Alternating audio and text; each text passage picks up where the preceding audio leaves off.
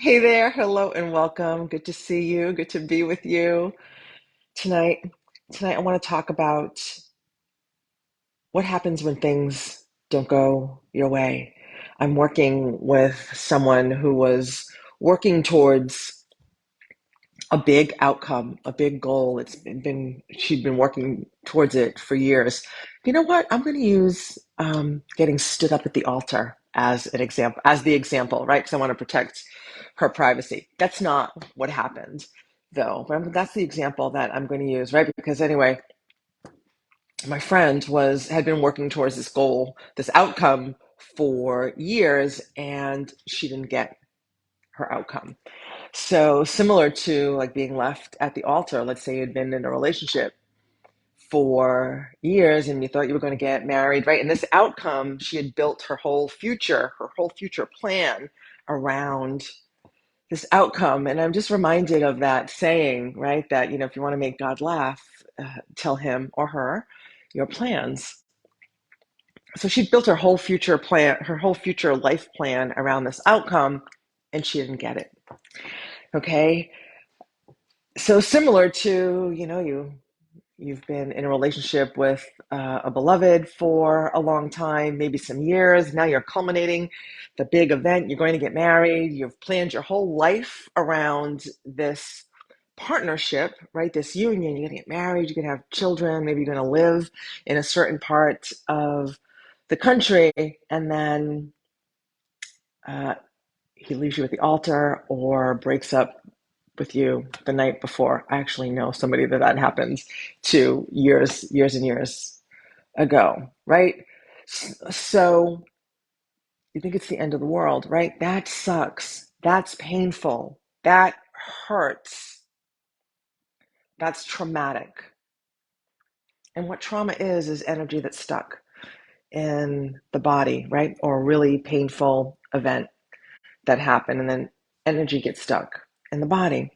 So there ain't nothing nice about that situation. And what's actually going on with my friend, there ain't nothing nice about that as well. It's really painful, right? So both of them did everything that they could. They showed up, they did their best, and then seemingly got the rug pulled out from under them because they didn't get their goal. They didn't get their outcome. So, and it sucks. It sucks and it's painful, and there's going to be some healing that's involved. So, how can you facilitate the healing process?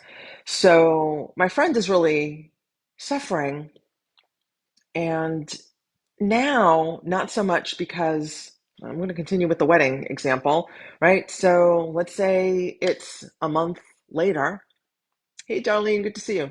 Let's say it's a month later, right? You were jilted at the altar. You can start healing, or you can be asking questions that have no answers. And you can be ruminating over, why did this happen to me? How did this happen to me? Why did they do, what they did to me? And that is just going to fuel the agony, the pain, and the suffering, right? Because the circumstance caused the pain, but it's the thought process, the thought patterns that we're running, and the meaning that we're giving it that is actually causing and perpetuating the suffering, right? So we can look at it as if, right, continuing with the jilted at the altar scenario, why did this happen to me? There ain't no answer for that question. How could he do this to me? There's no answer to that question. The suffering or the healing comes from the meaning that we give it. And that's one of the three things that we have control over, right? What we focus on, what we make things mean, and then what we do with that meaning and how we proceed. So, and I can appreciate, right? I've had some major setbacks in my life, and I've let them, I've let some of them define me, and others I've picked up, rolled up my sleeves, and I moved forward. And now I know that, hey, Rhonda Jean, good to see you.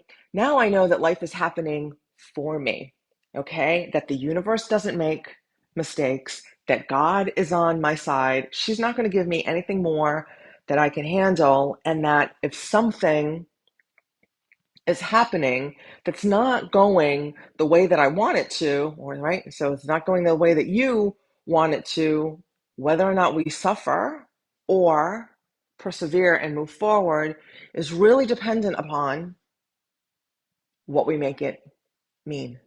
Okay, what do we make it mean to me? So, I've been helping my friend with meanings that she can address to not getting her outcome. The bride my fictional bride that got jilted at the altar, she can make it mean lots of things to her. She can make it mean this wasn't the guy for me, right? Oh, I dodged a bullet, right? The universe kept me from making a major, major mistake. And oh, and let me back up a little bit. We don't want to give all of our power away, right? My friend who didn't get her outcome, we're looking at what could I have done differently to have facilitated or solidified my outcome, right? The bride could look at, was it something that I did? How could I have shown up differently in this situation? And at the end of the day, when there are other people involved, we don't have all the answers. And this is where faith, surrender, and allowing comes in. And we just trust that everything is as it should be. Everything is working out the way it's supposed to be because it is, right? And resisting what is exhausting, and what fuels the suffering, the anxiety, the pain, the sadness, the anger, the depression. It's in accepting the circumstances, the situation, that we can start to move forward, that we can heal and start to move forward. And how we make that easier, again, is through faith and surrender that the universe has our back. The universe doesn't make mistakes, and that whatever the thing wasn't meant for us, or maybe the timing wasn't quite right. But whatever the case may be, because it didn't come to fruition, it's not meant for us at this time. And that means that there's something even better in store for us. And I can appreciate, actually, I know firsthand that can be hard to do. I have not gotten my outcome on more than one occasion. I've had failures, and I've lost loved ones suddenly to death, and then, just relationships have ended and faded away. I can appreciate the pain. And what we make things mean is how we can facilitate our own healing. Oh, so that's easy for you to say, Winter, because you're not going through it right now. No, I'm not going through it right now, but I have gone through things in the past, and I expect I'll go through things in the future.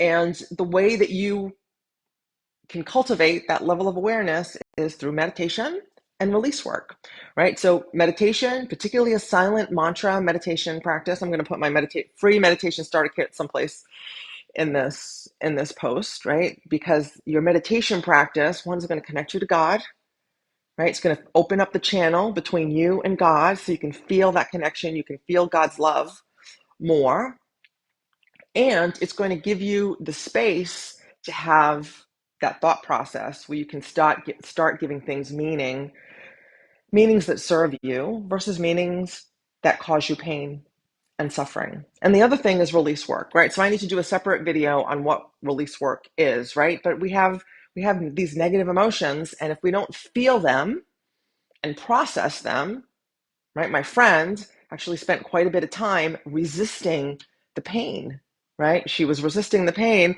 and resisting the outcome, which only fueled her pain. And then that creates emotional baggage, right? And I have my primordial timeline process that I'm going to be sharing in my Sync Your Soul weekend and then continuing program in the coming weeks, right? So look for that. And I'm going to explain what that is in another video. But anyway, it's this magical process, and I mean magical, because we can release those negative emotions and limiting beliefs like that. Okay, so meditate every day in silence, ideally twice a day. I know it's a lot. You have the time. And do the release work. And I'm going to teach the release work I'm going to take you through the process and I'm going to teach the release work in my Sync Your Soul. I'm going to teach you how to do it, right? We're going to do it together and then eventually you'll know how to do it. And none of this, right? This isn't a one and done. You need to do this work again and again and again in order to be able to get to the point where you can suffer adversity, suffer a loss, and be able to work your way through it with grace, some level, and ease, and have compassion and love for yourself. So I hope this serves you. I will look forward to seeing you again in the next video. Until then, I'll see you in the gap. I love you. Mwah.